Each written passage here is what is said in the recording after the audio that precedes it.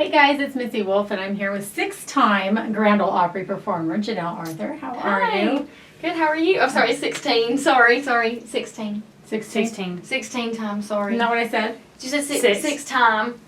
Oh, I said 6 time. Well, look at me. I'm screwing up. Okay, 16. Yes. That's even better. So I want to know about that. And you started telling me before that you had this dream when you were little.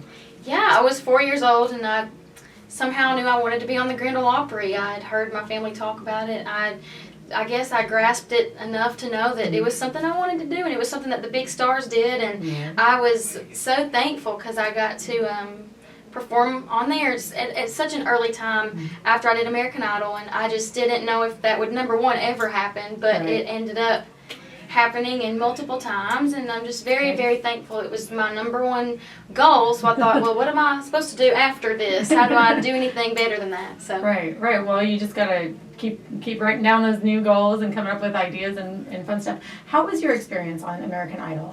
American Idol, it was the hardest, most rewarding thing I've ever done. I actually auditioned 3 seasons, 4 times, and yeah, so it was, in one season I went to 2 different cities, and then the other 2 seasons I went to, I think it was Houston, and then I went to Charlotte. When I finally went to Charlotte, I made it that year all the way to the top 5, and so it was, you had a great finish. Yeah, I never knew if it would happen. I just kept being persistent. I kept going back and saying, hey, it's me again.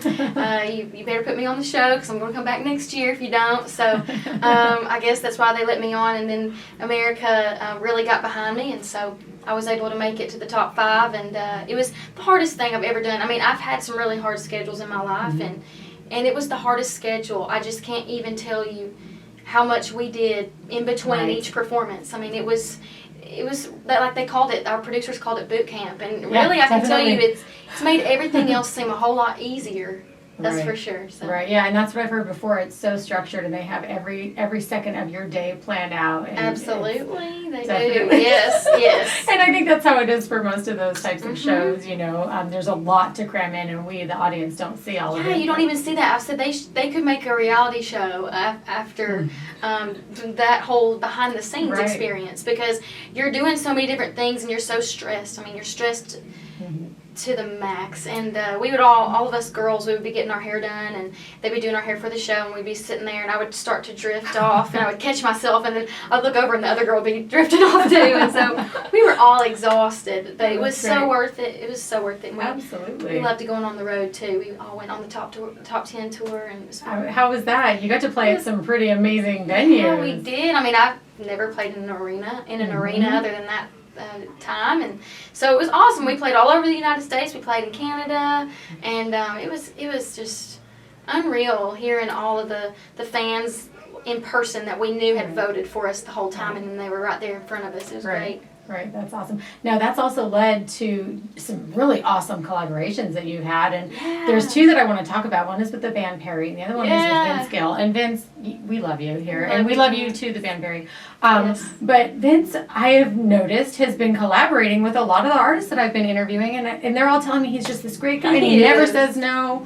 And so he is the best. I mean, he was my musical hero from the time I was I wasn't even talking whenever I started to love Vince Gill, and my mom put a VHS into the TV, and I was watching it, and that was how she realized I would stop crying when he would sing. He would get me to sleep, and so she put the same tape in there every night when I started crying and stuff, and so it became this thing, and I started just to love Vince, and so whenever he found out that I was such a big fan through me being on the show, he asked me to perform with him on the at the Ryman Auditorium on the Grand Ole Opry. Wow. And so we did that together, and that, I mean, I can't say enough good things about Vince, because like they say don't meet your heroes, because you might be disappointed, and most of the time you are.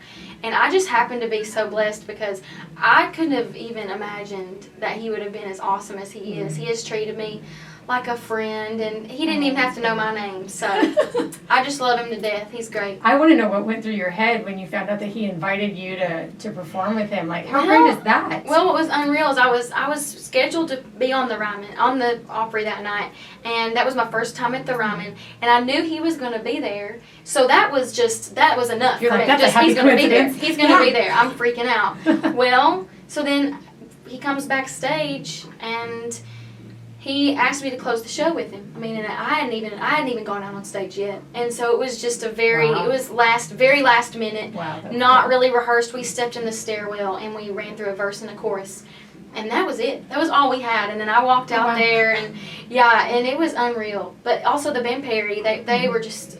I'm telling you, I've met some of the best people, and they're hard to come by in this business. You know, you see the celebrity factor, and you don't really get to know a lot of times the true person that they are. Right. And so the Band Perry, I can just tell you, they flew me out to Texas to rehearse with them for the finale. And as far as I know, that I was they're the only act that has flown a contestant out to rehearse with them before the finale of American Idol. So that was just awesome. That's incredible. I stayed on the bus with them. I went to see one of their concerts, and I mean, it was really crazy. I couldn't believe I was there. I mean, that's how I knew my life was different. Right. When I was out on the bus with them, and I was in the bunk right above Kimberly, and I was just laying there like, this is really weird. I can't believe I'm here right now. So that's really great. Oh, and they're awesome people. They're really, really genuine, hard workers. I've heard that about them. They are. That's exciting. Congratulations on getting to do that. Not many people get to meet their hero and then be invited by their hero to do something like that. And number one, and then like to be flown out there, and what an amazing opportunity that must have been. And your family, I mean, have they been all? They have just been, they are just my biggest fans. If I hadn't have had their support, I wouldn't have gone back to American Idol the times that I did. I don't even know if I would have done it in the first place. Okay. And so I'll never forget my aunt telling me, I said, well, I'm not going to make it, because I'd already auditioned a few times, and I had not made it past a certain round in Hollywood. And so she was like, oh, you're making it. You're going all the way this time. And I thought, bless her heart, I'm not going, this is not happening. So they've been so supportive, and of course, it was my mom's dream come true, seeing me perform with Vince. I mean, because she knew that it was my dream come true, so that was her dream come true too. So now, has your mom gotten to meet and talk to Vince? Oh yeah, she got to see him that night. I performed on the Ryman with him, and he was talking to her, and she told him, she was like, this is her dream, like this, you're her dream. And so she showed him a picture. There's a picture of me. I did meet him, I just don't remember it. I was a little tiny baby, and I couldn't even walk. I don't think I could walk at the time. And he was holding me, and it's just a picture of us. He was in Knoxville playing a really small venue at the time. He hadn't even really blown up yet, so.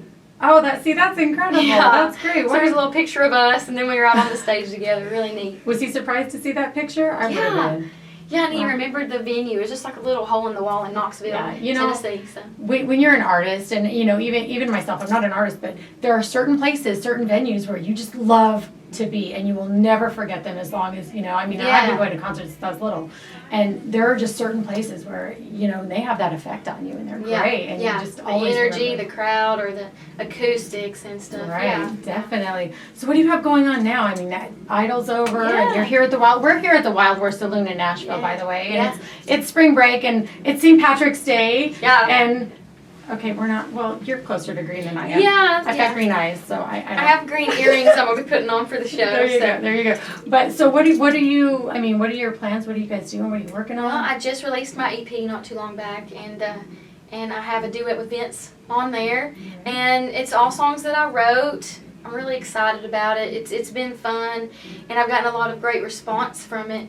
And I'm just already recording new music. I started recording new music before I even released the first EP. So that'll be out before too long. That's good. I'm hoping. So That's good. Do you have any interesting collaborations coming up that you can talk about? I do, but I can't talk about them. But all I can say is I mean, it might be the best thing that's ever happened to me. It might be. So It might be. Yeah, you never know. I'm just really excited about Until you write down that next stuff. goal and then you reach that one. Exactly. You just got to keep reaching high because you're just going to keep I on don't know how I climbing, could girl. go higher than this, but I'm Right. gonna keep trying. That's what I keep saying about that John Bon Jovi interview. I really want that interview. Remember that. I keep plugging my John Bon Jovi interview. I know. He's going to be here in a couple of days. And yeah, anyways.